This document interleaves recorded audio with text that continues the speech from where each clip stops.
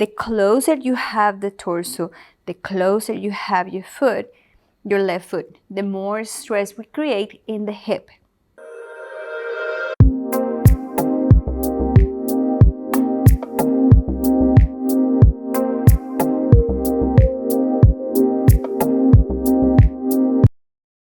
Hello, welcome back to another Yin Yoga class for beginners. Today we're going to be working especially with the lower part of our leg. The knee, the shins, the ankle, the toes. Of course, we are incorporating other parts of the body, but this is our main focus. My name is Eli, and I'm going to be with you for the next 10 minutes. We're going to find our way to the mat, and actually we're going to be on our belly. We're going to start in a pose that is called crocodile. So we're going to, usually this pose is practiced with the both legs behind you. It's very common to see this pose practice when we're transitioning from back bends. But today we're going to practice a variation. So you're going to make a pillow with your hands, and we're going to bring the right knee as high as possible that it feels comfortable for you. So your forehead on the hands and the right knee up. We're going to stay here for a minute. Just resting your forehead. You can close your eyes.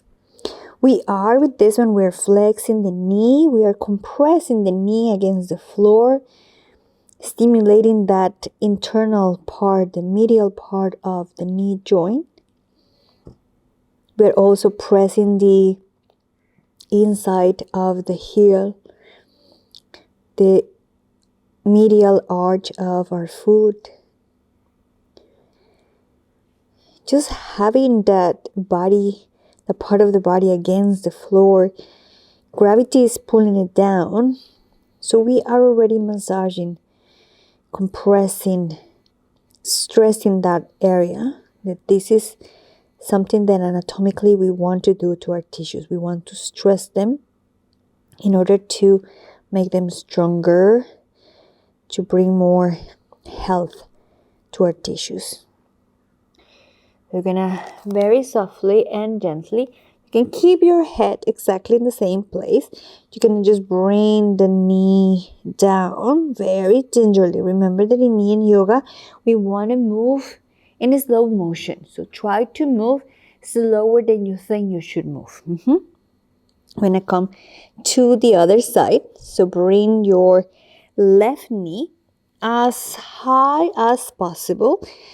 Keep it on the floor. Remember, we're not holding the leg in the air. Just bringing the knee as high to your chest as it can go. And you can close the eyes. Keep your forehead on that pillow that you're making with your hands.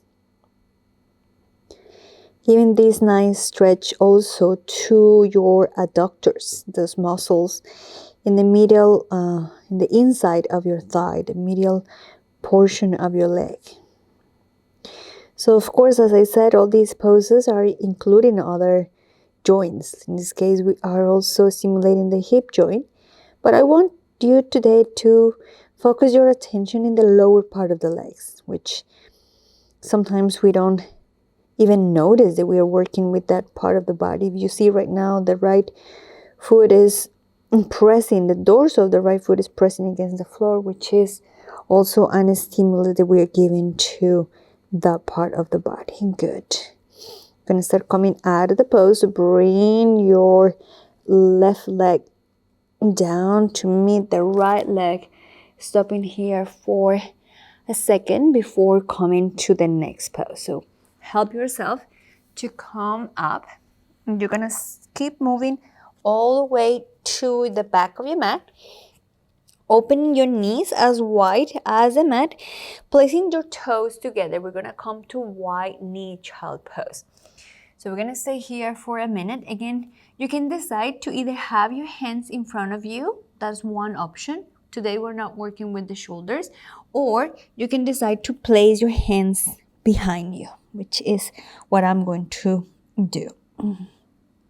You rest your hands, your arms on the floor, forehead on the floor, and sink down in the pose.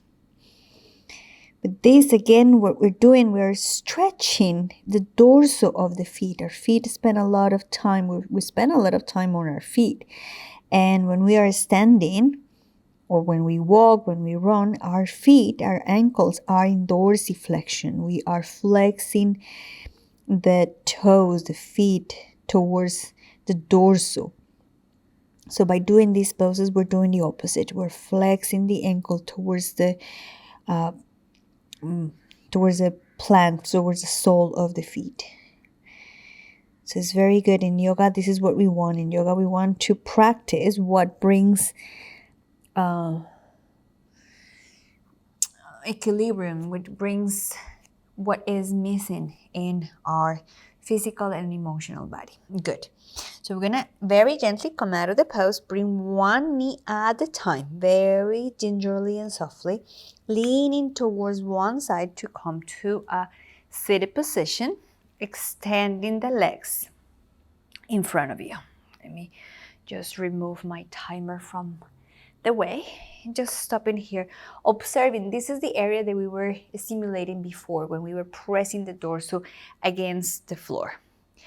So we're going to do a pose that again is very common to practice when we are working with the hip, but also stimulates the ankle and the knee, which is the part that we are doing today. So we're going to flex both knees, placing the feet on the floor, and we're going to bring the right ankle on top of the left knee. How far away is your left foot, or how close is it? It will depend on the mobility and the openness and the stretch of your hips. We don't want to overdo, especially because we are this is for beginners. We are just starting with the practice, so keep your hands behind you as support. And we're going to stay here in this pose again for a minute.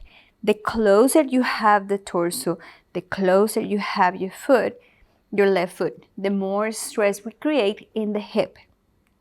And because the limbs are kinetic chain, which means segments pin or link together, they create a system of movement. That's kind of like the technical definition of a kinetic chain.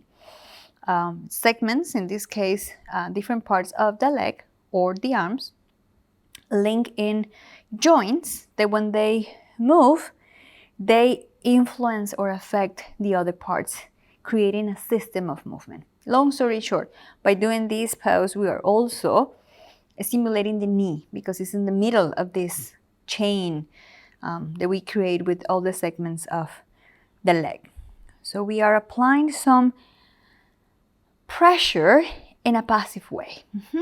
Very gently, we're gonna start extending the leg, and we can help the right leg to come and meet the left, and stopping here to observe any difference in between sides. And we have another leg, so let's do the same. Bring both feet on the floor, bring the left ankle on top of the right thigh. Decide how much is enough to stress your knee, to stress the ankle, that actually the ankle is pressing against that right thigh.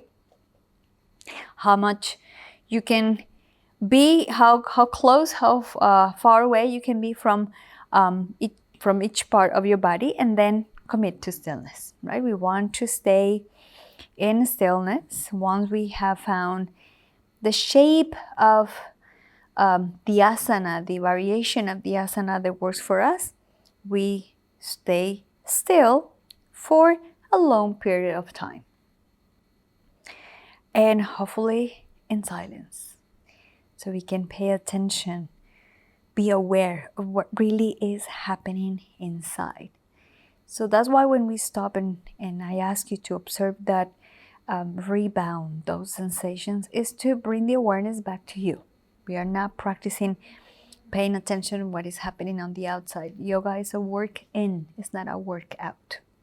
Good. We're gonna start letting go of the right leg and moving the left leg to come and meet the right leg. observing, feel, see with your internal eye what is happening. And then we're gonna finish the class by bringing the knees close to the chest, hugging your knees to chest in a seated position, and you can bring your forehead to the knees so you can stay upright here. Pressing your torso against your thighs and a little more active movement of your muscles, and then letting go of the legs, finding a comfortable seated position. Thank you everybody for joining me in this class. I hope that you have enjoyed it, the different movements that we did to stimulate the lower part of our legs, very needed.